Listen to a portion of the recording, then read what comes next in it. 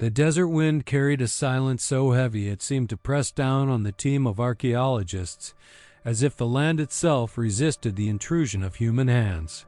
The excavation had begun like so many others.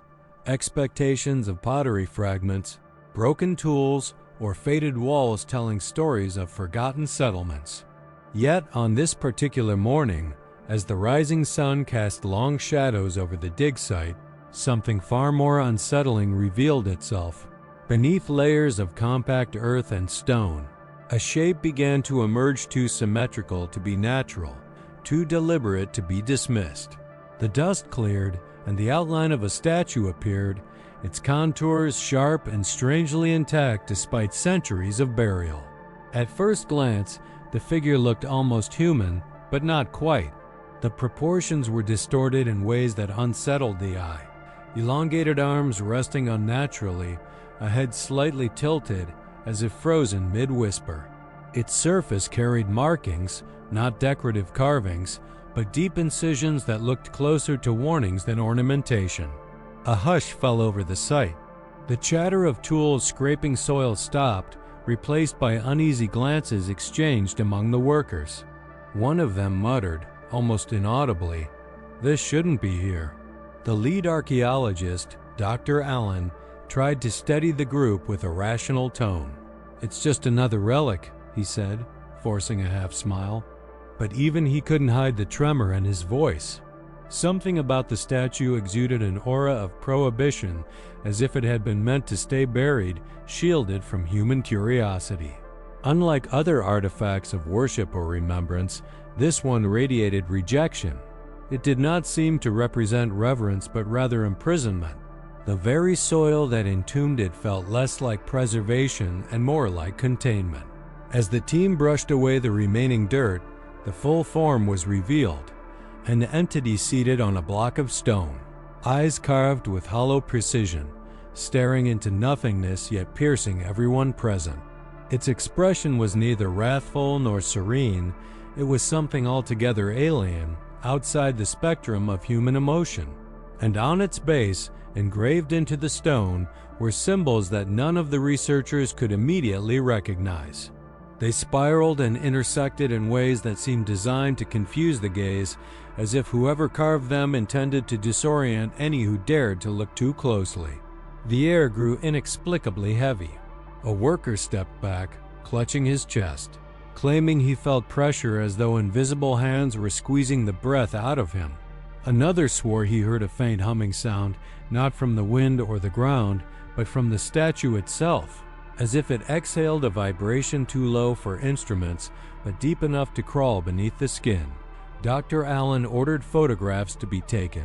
Yet even through the camera lens the figure seemed distorted, its edges blurring faintly as though reality struggled to contain it. The team had unearthed countless statues over the years, idols, kings, gods, guardians, but never one that made silence itself feel hostile. This was not a discovery. It was an unveiling, and with it came a question that none of them dared to speak aloud. What force had been buried here? And why had it been hidden so deep beneath the earth? The excavation site had been chosen almost by accident, a forgotten patch of land in a remote valley that locals rarely visited. Maps of the region marked it as unremarkable, just another stretch of arid ground littered with stones and shallow gullies. Yet, beneath its unassuming surface lay layers of history that no archive or academic journal had ever hinted at. The valley had no temples, no cities, no records of settlement. It was as if civilization had deliberately avoided it, skirting its edges as though guided by a silent warning passed down through generations. Dr. Allen and his team arrived under the banner of routine archaeology.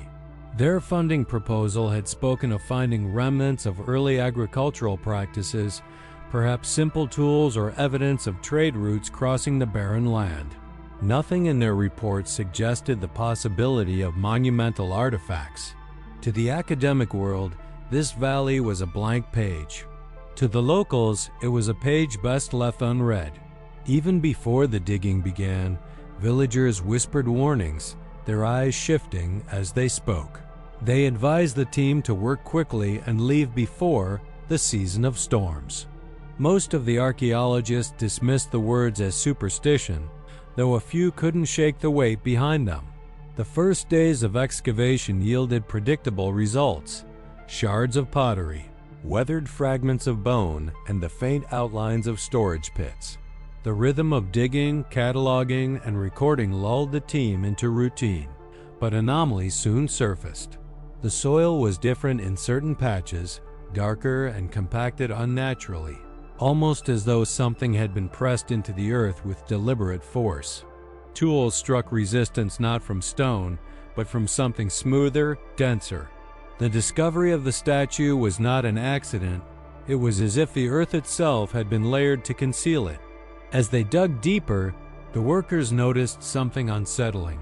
The soil carried no signs of gradual deposition, no natural stratification from centuries of erosion. Instead, it looked deliberately filled, a seal rather than a burial. This detail gnawed at Dr. Allen's thoughts. He scribbled in his notebook late into the night, "Intentional concealment?" If true, it meant someone long ago had not merely interred the statue but had tried to erase its presence from history. The atmosphere of the camp shifted with each passing day. What had begun as a routine scientific expedition started to feel like trespass. Some workers grew restless, refusing to approach the trench after dusk. They whispered of strange sounds echoing from the excavation pit at night, hollow vibrations that carried no clear source. When Dr. Allen confronted them, they shrugged and muttered, "The ground remembers." Despite the unease, progress continued. The team, driven by curiosity and the lure of academic recognition, ignored the gnawing sense that they were stepping beyond the boundaries of ordinary archaeology. But the deeper they dug, the clearer it became. This valley had not been abandoned by accident. Something had been buried here with intention, and perhaps with warning. The morning after the statue's full form was revealed, the atmosphere around the excavation had changed completely. What once echoed with the steady rhythm of tools striking soil was now filled with hesitation. The workers approached the pit with lowered voices, their movements slower, as if every gesture risked provoking the figure they had unearthed. What unnerved them most was not the statue's presence, but its persistence. Unlike most ancient relics, which usually bear the marks of weather, erosion, or broken limbs, this figure was disturbingly intact, its stone body untouched by time. It was as though the earth had not eroded it, but preserved it deliberately, locking it away in a vault of silence. The proportions of the statue grew more unsettling the longer one looked at it. From a distance, it seemed vaguely human, but upon closer inspection, the details defied familiar categories. Its arms were stretched longer than natural, tapering into hands with exaggerated fingers curled against its knees. The torso was too narrow, almost skeletal, yet the head was disproportionately large. Its jaw sharp and its mouth curved into an expression that seemed to hover between a smile and a grimace. The hollowed eyes were the most disquieting feature, gaping sockets that seemed to absorb the sunlight, drinking it rather than reflecting it. Dr. Allen noted every detail carefully in his journal, but even his trained objectivity faltered. He could not avoid describing the figure as wrong. There was no harmony in its design, no sense of symbolic exaggeration that could be easily attributed to artistic style. It looked less like a creation meant to inspire reverence, and more like a memory etched into stone by hands compelled rather than devoted.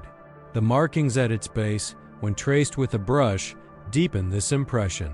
Unlike decorative carvings, they carried the sharpness of commands or warnings, like words hastily carved in desperation. Whispers grew among the crew. One worker insisted the statue's head had been tilted differently the night before, though no one believed him, or at least pretended not to. Another swore that the incised symbols glowed faintly under the moonlight, shimmering like embers dying and reigniting in rhythm with the wind. Dr. Allen dismissed these accounts publicly, but found himself unsettled by his own observations. When he reviewed the photographs taken at dusk, he noticed distortions in the images, faint blurs around the statue's outline, as if the camera itself resisted capturing it fully. The strangeness became undeniable when one of the assistants, while brushing soil from the base, recoiled violently. He claimed the stone was warm to the touch, not from the sun, but with a heat that pulsed like a heartbeat. The others laughed nervously, though none of them dared to touch it afterward. The trench fell into uneasy silence, interrupted only by the occasional sound of shifting sand, as though the ground resented their intrusion. For the first time in his career, Dr. Allen considered the possibility that this was no mere artifact. The statue's presence felt active, its existence less like a relic of the past and more like a sentinel of something still alive in memory, waiting for recognition. And though he tried to bury his doubt beneath rational thought, one truth pressed heavily on him. This was not the discovery of something forgotten, but the awakening of something deliberately concealed. Long before the archaeologists set foot in the valley, the land was wrapped in whispers. Local elders spoke of stories passed down in fragments, warnings disguised as folklore. They told of a time when their ancestors avoided this place, not out of inconvenience, but out of fear. No temples were raised here, no crops planted, no homes built. It was a void in their heritage, a silence in the map of their culture, as though something in the soil itself demanded avoidance. What little survived of the oral tradition spoke not of gods or heroes, but of watchers, beings whose likeness should never be carved, for the act of representation alone was thought to summon their presence. When Dr. Allen asked villagers directly about these tales, the conversations always ended abruptly. Some shook their heads and walked away, while others muttered that some entities were never meant to be remembered. To carve is to call, one elder finally admitted, his eyes fixed on the horizon rather than on Allen, and what is called does not easily return to silence. Though the archaeologist recorded the words in his notes, he dismissed them aloud as superstition. Yet privately, the phrasing lingered, intertwining with the unease already gnawing at him. Historical records offered little to counter the folklore. There were no mentions of cults, no documented rituals, no evidence of a society that worshipped or feared such entities. It was as though history itself had been scrubbed clean of the memory. This absence troubled Dr. Allen more than he cared to admit. Archaeology often thrives on fragments, shards of pottery, broken walls, inscriptions eroded by time, but here, even the fragments were missing. What culture deliberately leaves no trace? What people take such care to erase, rather than preserve, their symbols?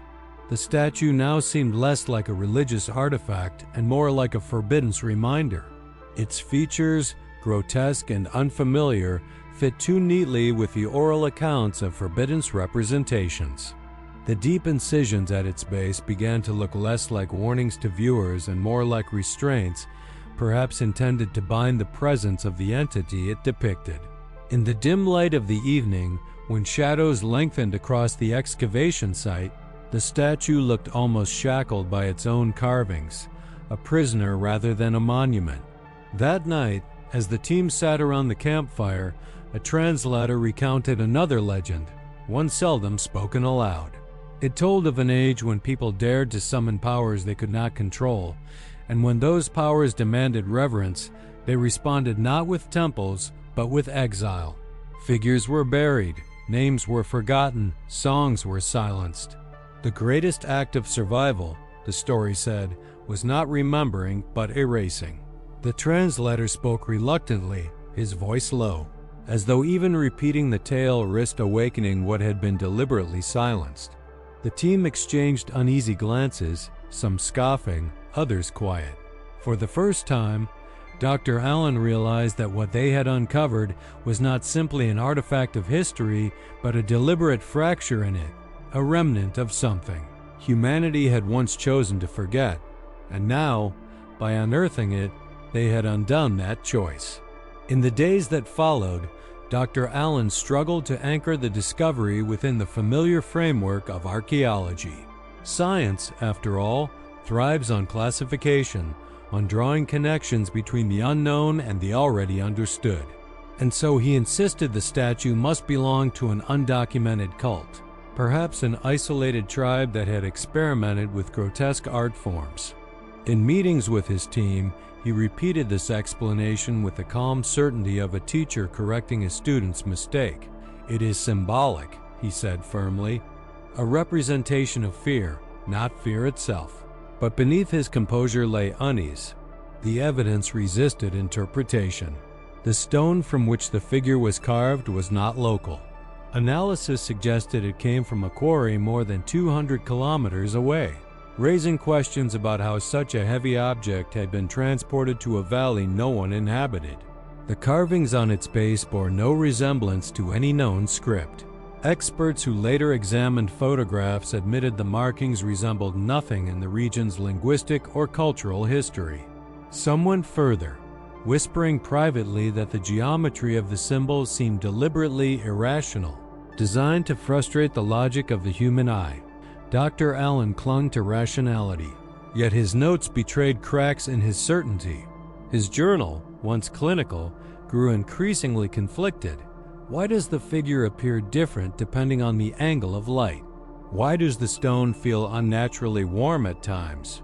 Why does silence deepen around it when we approach? These were not questions a scientist could comfortably present in a peer-reviewed paper. And so, each morning, Allen donned the mask of reason while his private thoughts spiraled further into doubt. The team mirrored this divide. Some members, younger and ambitious, eagerly supported Allen's rational explanations, framing the find as a breakthrough that could secure academic prestige. They photographed, measured, and cataloged with mechanical focus, refusing to acknowledge the strange unease gnawing at them. Others, however, grew increasingly reluctant. A few stopped working near the trench altogether, claiming headaches, chest pressure, or vivid nightmares whenever they spent too much time by the statue. Science demanded detachment, but detachment became harder each day. When instruments malfunctioned, measuring devices freezing, batteries draining without cause, the logical explanation was faulty equipment. Yet when it happened repeatedly and only near the statue, silence followed. When a graduate assistant fainted beside the figure, claiming she had heard a voice whisper her name, the incident was chalked up to dehydration. Still, no one volunteered to take her place at the trench. Doctor, Allen began to feel the weight of two opposing worlds pressing against him. On one side stood the expectations of the academic community demanding clarity, classification, and certainty. On the other side loomed the growing fear of his own team, whose instincts told them this statue was not an object to be studied, but a boundary that had been violated. Science urged him to explain away the anomalies. Yet every night, staring at his notes, he could not silence a question that had taken root in his mind. What if the anomalies are the point? By the 6th day after the statue's unearthing, the team had gathered enough data to begin a deeper analysis of the inscriptions carved into its base. What they found unsettled them more than the distorted figure itself. Unlike decorative motifs that typically celebrated gods, kings, or the cycles of nature, these carvings carried an entirely different atmosphere. They were sharp, almost aggressive, etched with a precision that seemed less ceremonial and more functional, like locks carved into stone. Dr. Allen invited a linguist from a nearby university to examine the markings. After hours of inspection, the expert admitted he could not categorize them. They bore no resemblance to hieroglyphs, cuneiform, or even proto-writing. Instead, they appeared designed to resist interpretation. Lines twisted back upon themselves, forming shapes that grew dizzying to follow, as if the eye itself were being punished for trying to decode them. "It feels less like writing," the linguist finally whispered, "and more like a barrier. Something made to bind, not to tell." The thought spread unease among the group. What if the symbols were not meant to convey meaning, but to contain something? One assistant compared them to seals she had seen in ancient manuscripts drawings made not to describe entities, but to keep them trapped. When she shared this, the air grew heavy with silence. No one wanted to be the first to say aloud what they were all thinking. Perhaps the statue was never meant to be an object of worship. Perhaps it was meant to be a prison. Further examination revealed deep grooves running beneath the figure's seated form, channels that seemed deliberately carved to connect the base to the earth. Their purpose was unclear, but they hinted at ritualistic restraint, as though the statue had been anchored, pinned down by invisible chains. More than one worker refused to continue after noticing these channels, muttering that something was being held inside, not outside. At night, under the flicker of lanterns, the carvings seemed to shimmer faintly, as though the grooves absorbed light rather than reflected it. Dr. Allen dismissed it as a trick of the eye, the result of fatigue and shifting shadows. Yet when multiple members of the team reported the same vision, his rational explanations began to fracture. Even his own photographs captured anomalies, faint blurs where the carvings should have been sharp, distortions that suggested the stone resisted being recorded. Whispers spread quickly. Workers claimed the statue was a forbidden entity, sealed away by ancient hands who had feared its power. Some insisted it should never have been disturbed. One night, a guard stationed near the trench reported hearing whispers echoing up from the base, words he could not understand, but tones that carried menace. By morning, he had abandoned the site entirely. The more they studied, the clearer it became. This was not a relic of devotion, but of prohibition. It was not a statue made to honor, but one made to warn. And now, the warning had been broken. The turning point came without ceremony, as though the statue itself chose the moment to make its presence undeniable. On the evening of the seventh day, as the last rays of sunlight bled into the horizon, a storm gathered unexpectedly above the valley. There had been no forecast of rain, yet dark clouds rolled in with unnatural speed, swallowing the sky. The excavation site, once busy with shouts and the clatter of tools, grew silent under the oppressive air. Workers abandoned their instruments and stood at the edge of the trench, staring down at the figure that had become the center of their unease. It began with the lights. The generator that powered the flood lamps flickered, then failed entirely. Lanterns sputtered out, one by one, as though the darkness itself consumed the flame. Only the statue remained visible, its pale surface faintly illuminated by the storm's lightning. Each flash revealed its hollow eyes glaring upward, as if mocking the sky's fury.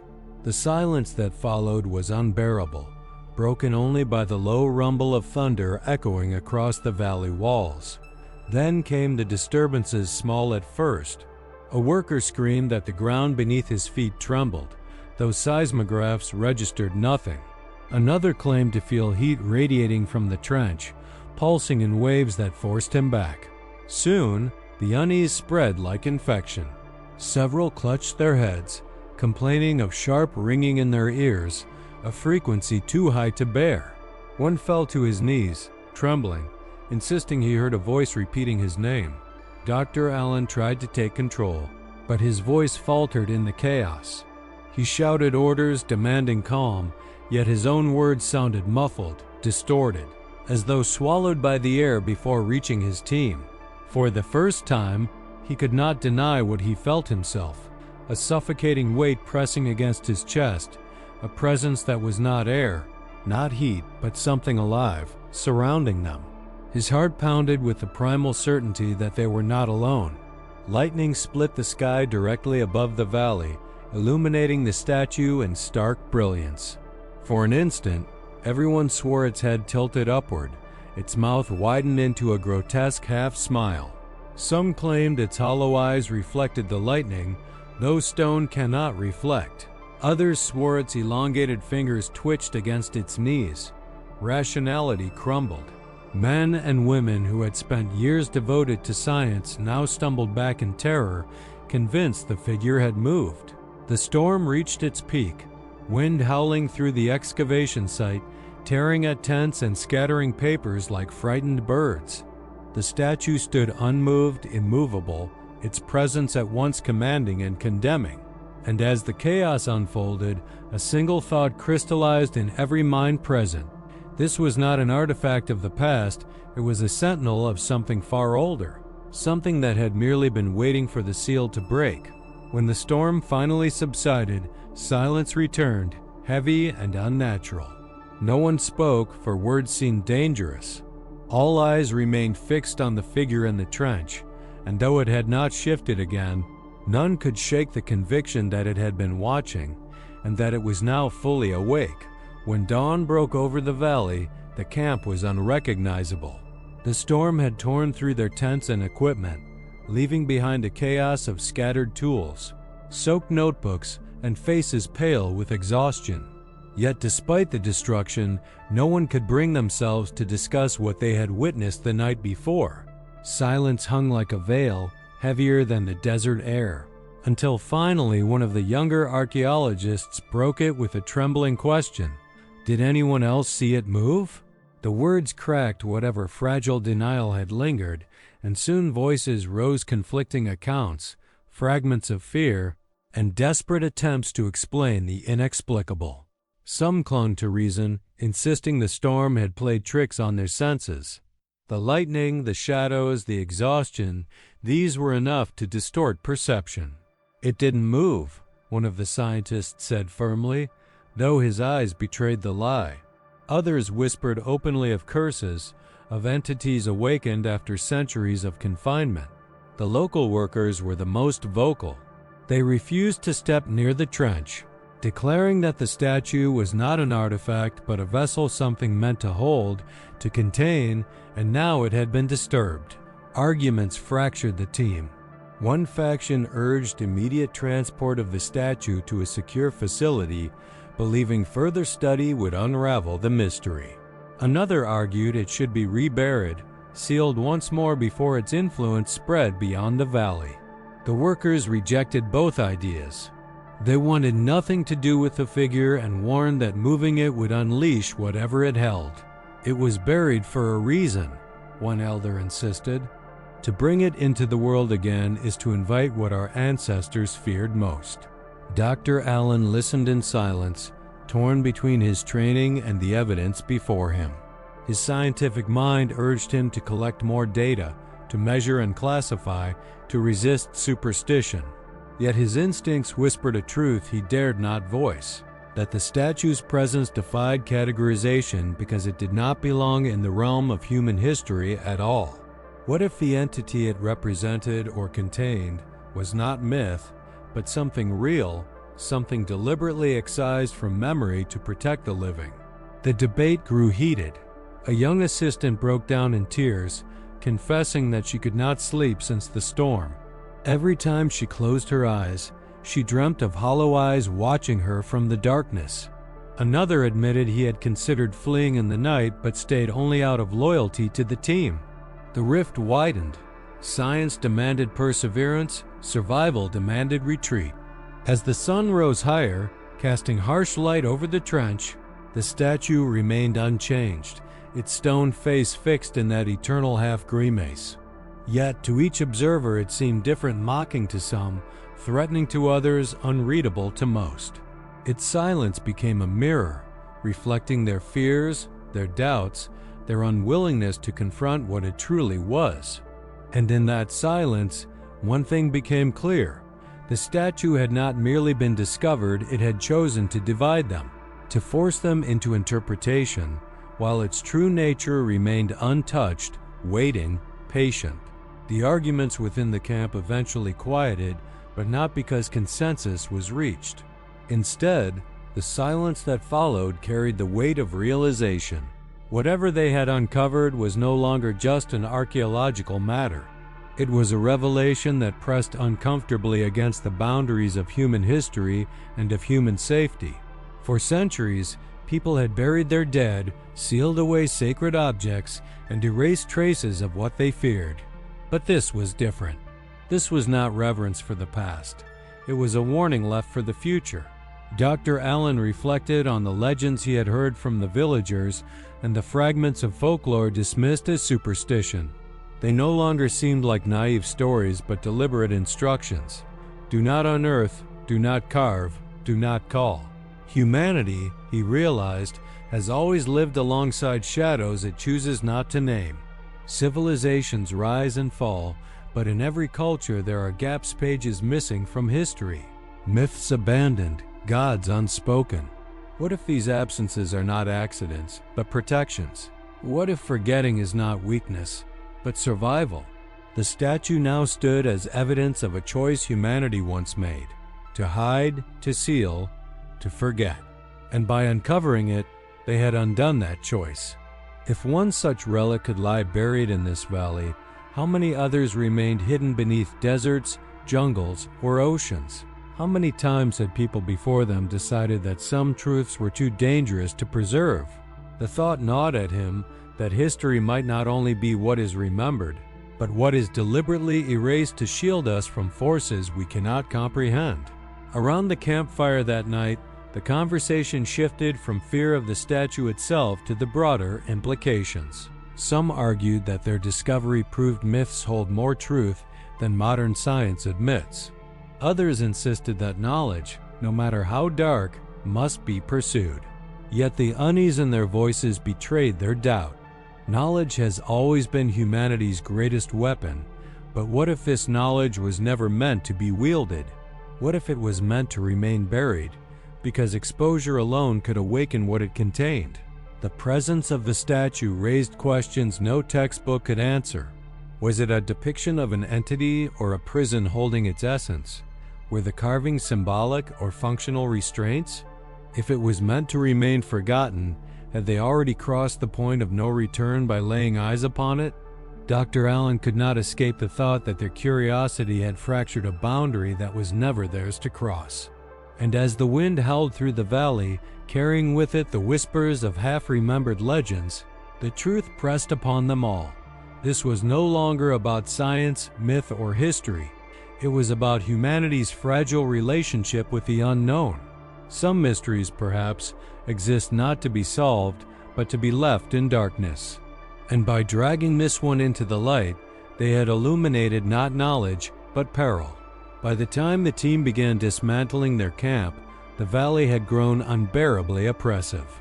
No one spoke of staying longer, though no official decision had been made. The silence of consensus carried more weight than any formal vote. Equipment was packed hastily, papers gathered without order, and workers avoided looking directly at the trench. The statue remained in its place, unguarded yet impossible to ignore, like a sentinel that had already judged them. Doctor. Allen stood at the edge of the pit one last time, staring into the hollow sockets of the figure's eyes. They no longer seemed carved into stone, but void spaces where light itself went to die. He had dedicated his life to uncovering the past, but for the first time, he questioned whether his work had crossed a line no discipline should ever dare to breach. He wrote a single line in his notebook before closing it for good. Not everything buried seeks discovery. The team departed quietly, leaving the statue exposed beneath the open sky. Yet even as they drove away, the valley refused to release them. The air seemed to thicken, the horizon darker than it should have been. Some swore they saw movement in their mirrors, shadows stretching unnaturally across the trench, as if the statue's form was no longer bound to stone. Others heard whispers in the hum of the engine, words they could not translate but tones that chilled them into silence. Back in the city, official reports were carefully worded.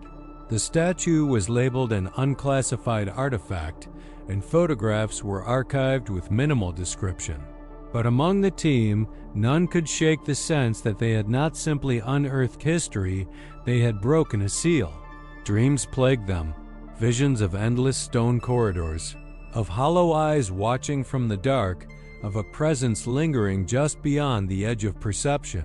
One assistant abandoned archaeology entirely, claiming she could not spend her life digging up things meant to stay hidden. Another disappeared without explanation, leaving behind only her journal.